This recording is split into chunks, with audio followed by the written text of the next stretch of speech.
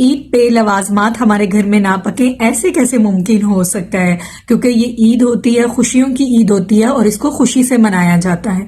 तो इसमें आप डायबिटीज पेशेंट अपनी शुगर को कैसे कंट्रोल करें और किस तरह की मील प्लेट्स खाएं जिससे उनके शुगर लेवल स्पाइक ना हो और वो ईद को एंजॉय भी कर सकें अपने फ्रेंड्स एंड फैमिली के साथ।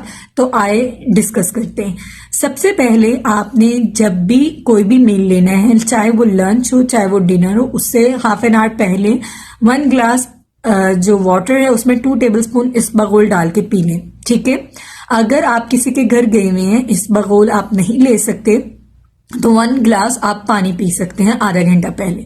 ठीक है। पानी पीने से ये होता है कि ये आपको फीलिंग ऑफ फुलनेस दे देता है जल्दी। जब आप खाना खाते हैं तो आप ओवर ईट नहीं करते। ठीक है।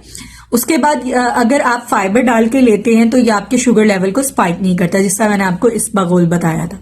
अब आपने मील प्लेट ये बनानी है कि आपने छोटी प्लेट का इंतखाब करना है रादर देन बड़ी प्लेट।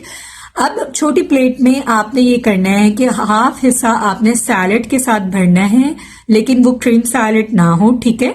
वो एक जो हमारे घरों में आम सैलेड बनती है तो आप वो ले सकते हैं। बाकी जो हाफ हिस्सा है उसमें आधा हिस्सा आप प्रोटीन से भरें, जो भी गोश्त बना हुआ है आप उसका कंज्यूम करें, और आधा हिस्सा जो है वो कार्ब्स, जिसमें चावल रोटी आ जाता है।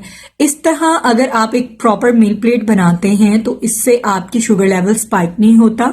आप सारी चीजों को एंजॉय भी कर सकते हैं अपनी फ्रेंड्स एंड फैमिली के साथ, और आपकी ईद जो है वो बहुत अच्छी गुजरेगी। आई होप आपको ये वीडियो इन्फॉर्मेटिव लगी है। अपने फ्रेंड्स एंड फैमिली के साथ शेयर करें।